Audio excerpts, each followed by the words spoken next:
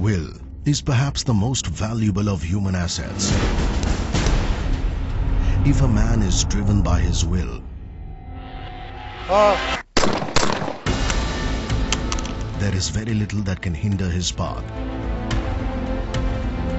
And then even the pinnacle of achievement does not seem unattainable.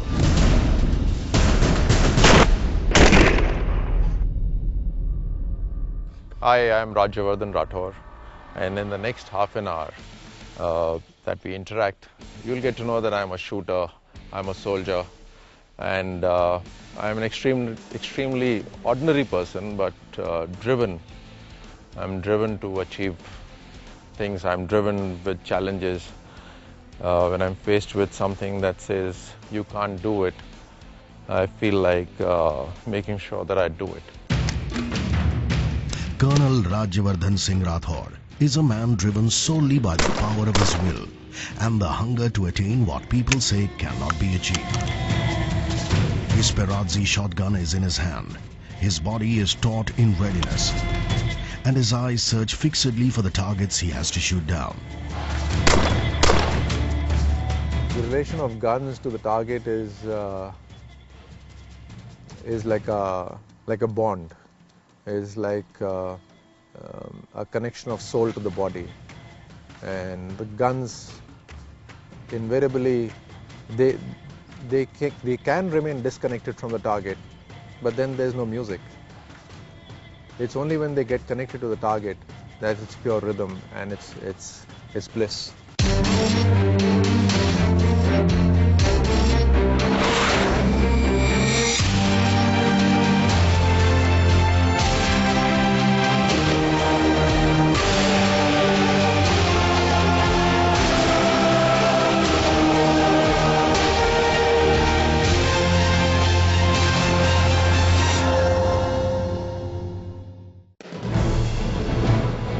If one were to pick a single word to describe Colonel Rathore's story, that word would be perseverance.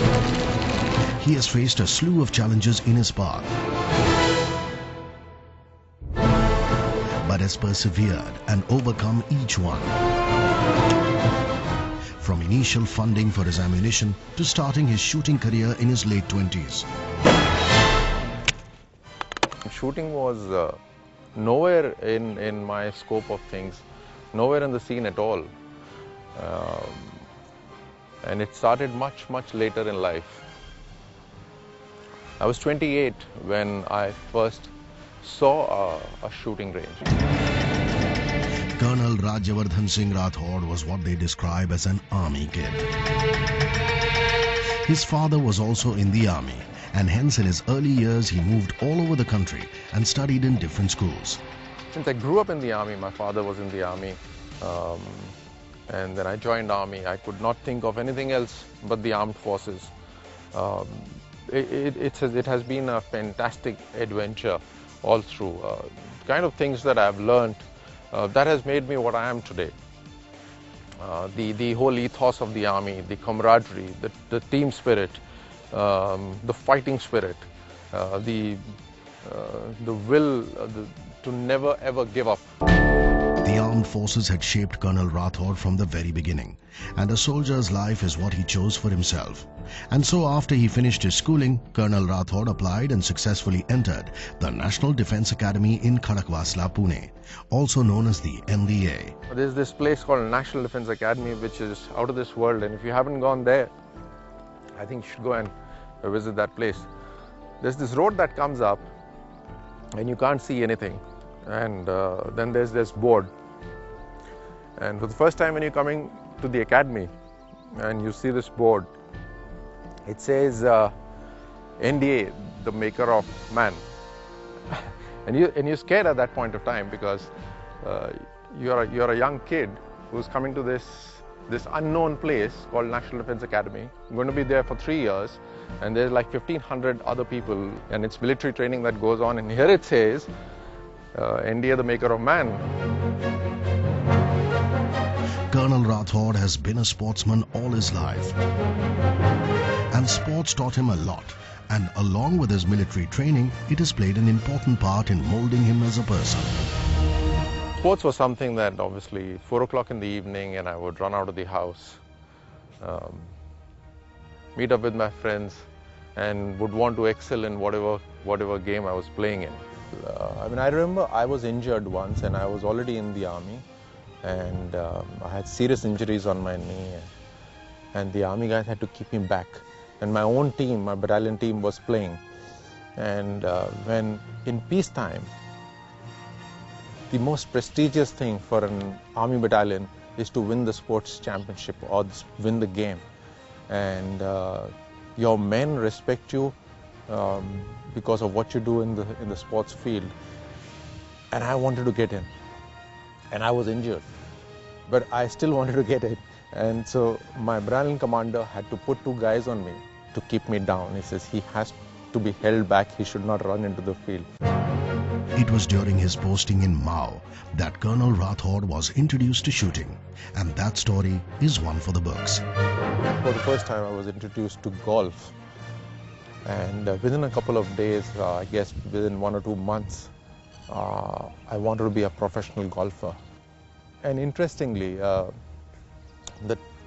time you spend in a particular city or a station is always limited in the army, and my time to move out from Mao was pretty close. So I asked people, and they said the only way you will get 6 months here more than your stay is if you join the shooting team. If you join the shooting team, which was also located in Mao, they'll give you an extension of 6 months to a year. And so I thought to myself, okay, I'll join the shooting team and I'll play golf and I'll make it to the army golf team. The chance stumble upon the game of shooting changed the game for Colonel Rathore. He was to plunge himself into the sport with full gusto and channelize all his energy into it. There were challenges, but Colonel Rathore's will to strive against all odds was strong, and he persevered despite all that he faced. I had to be willing to accept no further promotions in the army, because I was taking myself away from my core profession, which none of you would know by now. It's perhaps the first time. So that decision was very difficult and vital for me to take. First time I ever asked for sponsorship was 10,000 rupees, and I didn't get that. Finally, my mom sponsored me with a certain amount of money, and I could buy foreign ammunition and shoot. This was before my first ever trial for the Indian team. Making it to the Indian team was just one step. Competing internationally was another. Colonel Rathore was now faced with a new set of challenges. I didn't have money to buy my own weapon, and that's when the army chipped in. Army brought 4 or 5 weapons, and I got one of them. That was 1998. When I got into the Indian team, one of my very senior generals, he asked me, "Son, how did you get into it?" And so I told him that, "So this is how." When my mother sponsored me, and he told the army, "Please reimburse his 50,000 bucks." So my first sponsorship got reimbursed back to me. The first 4 years after he decided to take up shooting full-time was a very trying period for Colonel Rathore. He did not win a single medal from 1998 to 2002, and doubts began to creep up in his mind. From 1998 to 2002, that was 4 years. For 4 years, I had no win. I was not even close to winning. I was like 30th or the 40th out of 60 shooters. And then it started to hit me that perhaps I'm a jack of all and master of none. Perhaps I thought too much of myself. Perhaps I'm not of the caliber of international sports persons. I was looking at my future extremely bleakly, and I remember writing this to somebody, and he wrote me a wonderful email back, and the gist of it was, because I was blaming my conditions around me for lack of my success. The email wrote to me that it's not your conditions, but it's your decisions in those conditions that define and shape your future. And that was an extremely positive advice for me, and I blew it up on a piece of paper, printed it bold letters, and put it all over my room. In 2002 was when Colonel Rathore's efforts and perseverance finally paid off. He was to reach another stepping stone in his journey, a point that changed the game forever in his life's journey and in his shooting career. The Commonwealth Games at Manchester, and I went into the competition there. I was 142 out of 150 before going into the finals, and Russell Mark was 141 out of 150, and we went into the finals. So he was 1 point behind me, and we had 50 shots to go. You will perhaps be all surprised. My hand shivers, so I picked up my gun, and my hand was like shivering like that. And I took a deep breath and said, hold on, just one more shot to go. And I said, God, just let me look at the target. If I see the target, I'll break the target. And I went through that process, and I shot both of them. That was my first ever victory, and it came under tremendous competition, under tremendous competitors as well. And 192, 191 I shot out of 200 was a Commonwealth Games record at that time. And from that day on, I had that sense of belief that I can win. And that started my series of victories, which has continued since then.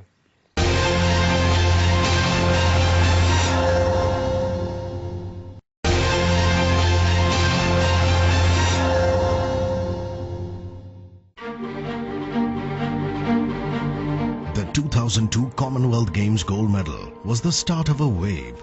Championship after championship, tournament after tournament, Colonel Rajyavardhan Rathore made a name for himself in the sport of double trap shooting. The world's best double trap shooter sat up and took notice every time he stepped inside the range. He may have been lacking support, but he found it around him as well as from within. First time that I was in Finland, and it's a land where the sun doesn't go down in the summers, so we were there for the World Championship. The World Championship is the biggest it gets other than the Olympics. I was the only one on the shooting range other than Khalid Al-Mudaf of Kuwait. Khalid I knew as one of the top shooters of the world, and he was struggling on the other range. But his coach would push him back into the range and say, go shoot a 25 out of 25. I was doing an eklavya here. I was seeing him, and I was imagining a coach behind me telling that, Rathore, you have to shoot a 50 out of 50. And I would go back in and try and shoot, and I build that sense of belief in myself that I can shoot these targets, and I would go back and shoot. From 2002 to 2003, Colonel Rathore's ranking was going back and forth amongst the top 3 double trap shooters in the world. It was also the time for the qualifiers of the 2004 Olympic Games.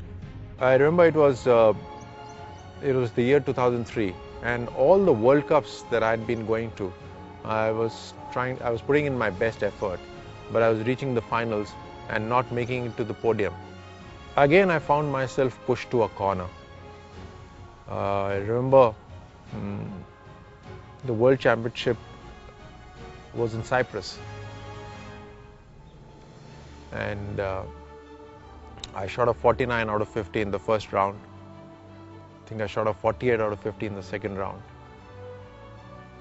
And I went into the finals, and I won a bronze medal there. And I made it to the Olympics. The next set of challenges for Colonel Rathore came in the form of preparing for the Olympics. Once again, he fought his way through and persevered. Now, having made it to the quota spot, so in a way made it to the Olympics, I had a chance of getting funded by the Government of India. And at that point of time, Shri Jaswant Singh ji was the finance minister. So I somehow managed to get an appointment with Shri Jaswant Singh ji, and he got in the, I think his director, and he asked me that, what's the problem, why is the ministry not being able to fund you? And I said, they are saying that they do not have funds available to them. And the director called up the sports ministry and asked that, do you have lack of any funds? We would like to help out all the sportsmen who are there. The Olympic Games are the pinnacle of achievement for any sports person. It is also a place where the pressure of performance is the highest. It is a test of a sportsperson's skill and at the same time their will. It is in fact the ultimate test. We are 20 days short of the Olympics. I'm not shooting well, and I'm not getting repeats from my wife, who's more focused on her phone, and out of frustration, I threw my gun. I threw my gun and the gun broke. And this is 20 days before the Olympics. And I was like absolutely aghast that my gun is broken. I picked up my gun, which was in two pieces. And thankfully we were in Italy, and we were just about 15 or 20 kilometers away from the factory that makes the gun. And it was about 4 o'clock in the evening on a Friday. Sunday I was leaving for Greece for the Olympics. And I had shuts at 5 o'clock and we were for 4 o'clock. And I rushed there and I told the Mauro Perazzi is the owner of Perazzi Guns. And I said, Mauro, this gun's broken. They were very professional. They kept their factory open. They made sure that they made a weapon for me again. Whatever part was broken, they fixed it. And I left for Greece. And then finally, it was time for the 2004 Athens Olympics. All the years of hard work were going to be tested. There are three things, three main things. One is the Olympic Village. One is walking in the stadium in an opening ceremony. And the third is being on the podium. I think all these three things have a charm of their own. So before 2004, when we reached the Olympic Village, I mean, here is a place which is 10,000 best athletes of the world here. I had already been there in the same competitors who were competing with me. I had already competed so well in the whole year of 2003 and 2004, and I couldn't believe that I would be out of the top 6. So in my second round, when I shot a bad second round, I shot a 46 out of 50 in the first round, and Ahmed Al Maktoum and Hakan Dalby were on 48 out of 50. I said, fair enough, 2 points ahead of me, I'll catch them. I went back into the third round, and I knew that I have to shoot a very high score to get into the finals. And I shot a 47 out of 50 there, making it to the number 5th spot. I went into the finals, and I didn't miss a single target till the time I came to a lead. And the moment I came to a lead, I realized that I'm leading here, and that of course there was that was a distracting thought. I missed a couple of targets there, but I pulled myself back up again. I knew the last 4 targets, I have to shoot them. My thought process in those last 4 was for a sense of self-respect. I said, it's not for any medal, it's not for anything but your self-respect. And I made sure that I hit those last 4 targets. Of course, as soon as I hit my last target, there was a huge cheer from behind, and I realized that I'm in one of the medals. I didn't know which one. I had to look back at the scoreboard to see whether it was a silver medal. Rajyavardhan Singh Rathore came back a national hero from the Athens Olympics. He had given India's best individual Olympic performance post-independence. He had kindled hope in the hearts of a country of billion people. I remember calling my wife. I mean, I had been away for months, and I wanted to be away from all the attention. So I gave her a call and I said, I'm coming back on so-and-so date.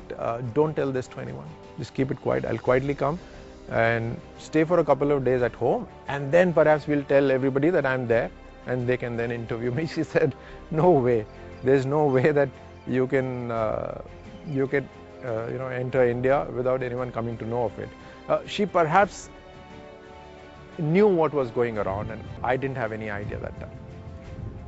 So of course, it was a massive reception at the airport, with the army being there, which I felt so proud that they were there to receive me, and a host of people from all strata of the society were there.